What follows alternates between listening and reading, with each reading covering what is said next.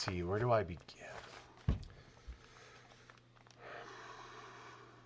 Dear Aaron Rodgers, please don't leave. What else?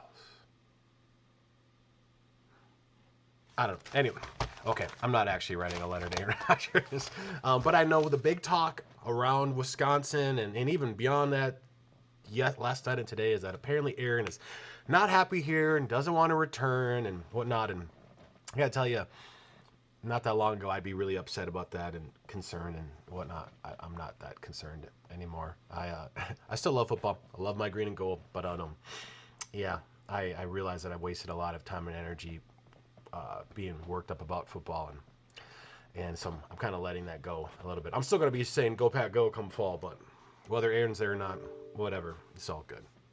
Anyways, but just thinking about that whole scenario, right? Like when you have two parties, when you have a person and an organization working together, there's a contract that they have in football, and the contract says you do this and then we'll do this, and this is our agreement, and this is how it works, and if the two parties aren't happy with each other, if the contract that they've reached isn't good, then they might part ways. Hopefully not, but they might.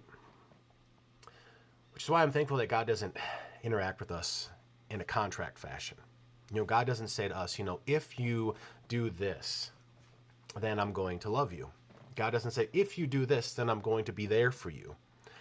God doesn't say, if you do this, and if you're a good enough person, then you can spend eternity with me. That's not how God works.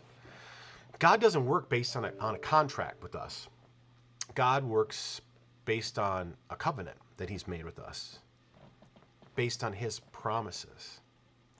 See, our relationship with God is based completely on him and who he is and what he has said. It's based on the fact that his love for us never fails. I was thinking about a verse to use to talk about this today. And the reality is, I can't just choose one. There's so many. Like Psalm 13, I've trusted in your steadfast love.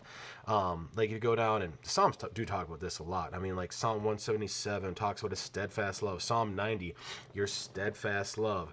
Lamentations doesn't use, in chapter 3, verse 23, doesn't use the word steadfast love, but it says your mercies are new every morning. Great is your faithfulness. Same idea. Over and over again, God's love continues. And thank God it continues, because, the reality is, if it was based on a contract, we all, every day we turn away from God in different ways. Every day, while there might be moments where it seems like, yeah, things are going well, there's so many times where we do things our own way instead of God's way, and we kind of set God aside, and if it was based on a contract, man, we would break it over and over again. We break God's law. But God's relationship with us is based not on a contract, but his love and his promises. It's based on the fact that he loves us so much that he sent his son Jesus. Jesus laid down his life to take all of our sin, all of our breaking of the contract, if there were one, onto himself. He absorbed it, all the justice, the punishment it deserves, so that all that justice would be met, so we could be right with God. We could have life with God. He rose again so we can look forward to an eternity. Man, let me turn off the ringer. With God. And our relationship is based on him and what he's done and his love for us. So today, as you hear about whatever goes on with Packers and Aaron Rodgers, maybe turn your eyes away from that drama and turn your eyes back to God's good promise that he loves us and he's never going to stop. That we're right with him, and what Jesus said, what Jesus did, it's finished, it's done. And you can always count that God will be there. This relationship is based on him. He's with you every step.